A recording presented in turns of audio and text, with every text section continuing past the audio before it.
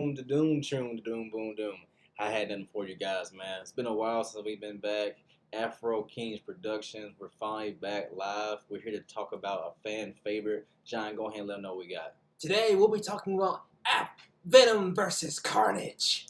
So supposedly it's Venom versus Carnage. I ain't never seen that movie yet, but hey, we're about to give y'all an insight. Now, big jokes though, man. Today we watched Venom for the first time. For me, the Carnage version of it. But John's seen it already a few times. You know, I'm always behind. John, let's go ahead and give him a little brief idea of what we just watched. Well, Venom versus Carnage stars Venom and Eddie Brock, of course, but this time he meets a mental case called Cletus Cassidy, and it starts with Cletus and his comic book lover Screech as they're in a mental hospital due to them being crazy. So you would think that it'd be a sweet love story. No, actually, Carnage is actually Cletus Cassidy is a serial killer, and he had a tragic, horrible past. And Screech was his only light in his life, and ironically enough, he relates to Eddie because they're both in pain and full of misery and suffering. Yeah, man. It's funny because it's not funny. I mean, Cletus is a serial killer, but it started with the path. It started when he was young. First, you see where it shows a clip. It's not. It's kind of like a cartoon clip. But anyways, he starts with pushing his grandmother down the stairs. All right, which killed her. You know, as a young kid. Then he moved on to his mother, ended up killing her as well. So Cletus is already kind of messed up in the head. They didn't really give us too much of a backstory on Shriek or whatnot, but they kind of intertwine because their past situations. Um, I guess through like being in jail. One thing about jail is like you don't really have to see somebody to fall in love with them because you don't get chances to see people. It's always through like you. I hate to say this because of my past trials. You can talk through like pipe systems. So they would talk to the pipe systems.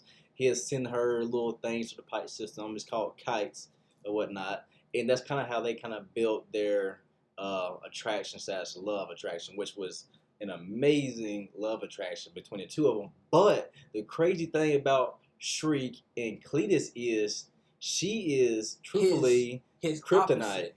Exactly, his opposite. His kryptonite. Exactly. My bad. And opposite what John said. Yeah, well, he's both his kryptonite and opposite because sound is a hindrance to Carnage, especially to really both symbiotes. But as we see in the movie, Venom is more tolerable to it a little bit better than what Carnage is too. Right, and the thing is, like the movie both kind of start with two romantic relationships. With Venom, he had his girl, which was Anne, or Anne. It was Annie or Anne. Anne, and obviously she called him one day. Obviously they kind of had like a rough little breakup. She calls him. He's like, "Oh shoot, it's Anne! Can't believe that.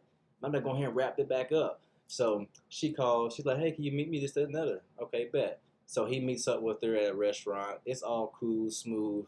You can tell he's trying to really kind of like get the idea of what might happen in the past and the future or whatnot. Well, bam, she comes out with the ring. Boom. And I have to admit that scene broke me because from experience, that is one of those things that you don't ever want to see is someone you're attached to, on that emotional level, be with someone else. Yeah, even Venom himself, he's like, "Get her back. We need her." It wasn't no "I need her." It's "we need her" type deal. It's kind of hilarious because Venom has a love for her too because I mean she's probably perfect for him, but he wasn't a good guy always, so that's why that situation happened. Exactly, and I do love the brotherly kind of weird bond he shares with Eddie, especially when he says like trying to cheer him up and making him breakfast and stuff. Yeah, Eddie's like it's funny because like at first it kind of seems like Eddie and Venom kind of like don't like each other, which they kind of when you're attached to somebody, you kind of get like overwhelmed with the different characteristics. So they kind of had like a little back and forth scenario, whatnot. And when it came down to it, Venom is truthfully the maker of Carnage. You know why? Everybody's like, no, that's not true. I said, yes, it is. Cause I'm about to tell you why right here. Okay, so Eddie is a, I guess, some type of agent for the some type of police force or something like that. And so he goes to interview Cletus, get his lag. He's about to be on he's on death row. He's about to get executed and whatnot. So he goes in there. He's interviewing him, and eventually Cletus says something that triggers Venom, which is inside of him. Venom comes out and lashes out and attacks him through his cell bars, gets him pinned against the wall, and brings him back towards the bars. And once he does that, well, guess what? Guess whose arm's still attached to it? Eddie's. So guess what Cletus did? You know, you're a serial killer. You would try anything aggressive like to try to get somebody. What's he do? He bites him. What happened, John? What happened when he bit him? What happens What is happened? part of the What symbiote happened? gets on his finger because his blood, and then Cletus says, "Your blood is not normal."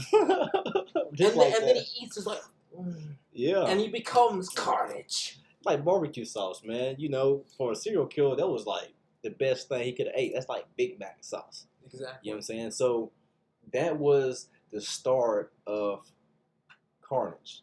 Exactly. And I also love how Carnage had a lot more weapons than his father, a lot more bloodlust and savagery. And I also loved the fact that he was like, did that whole tornado in the prison. He was like, cool. I'm not gonna let you live. Yeah, it is funny because like John said, like Carnage is the bloodlust. You know, and he's not sympathetic whatsoever. And then you got Venom, who was kind of close to that, but he's more empathetic and he has like emotions towards people. And we kind of find out that he does have a love in him, which is a shocker to everybody. But anyways, so with the split between Venom and Carnage, they both had women that they were attracted to. So when it came down to the scenario where it was time to show which one had the love for the woman most, Carnage choke up.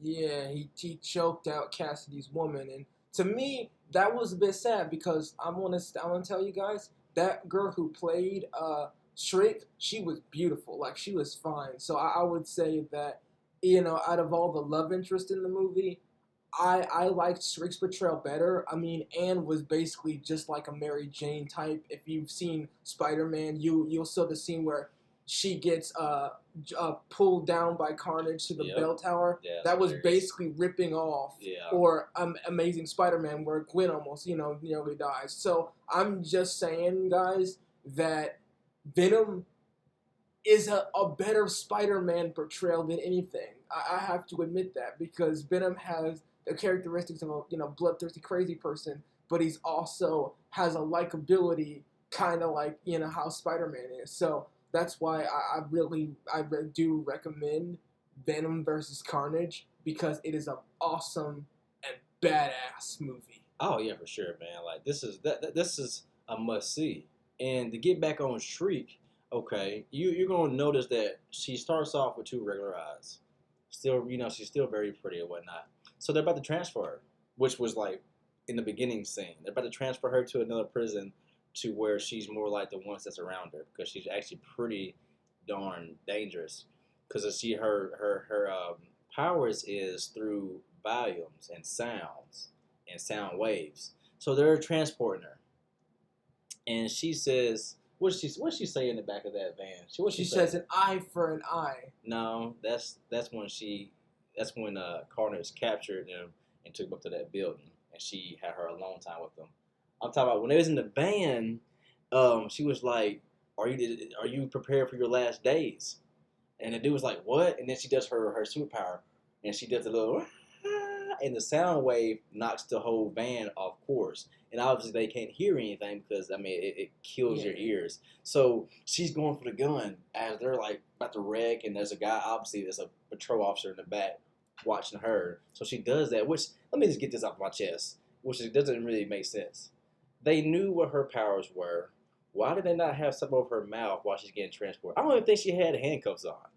You know what I'm saying? I don't think she had anything on, so it didn't make any sense with that situation.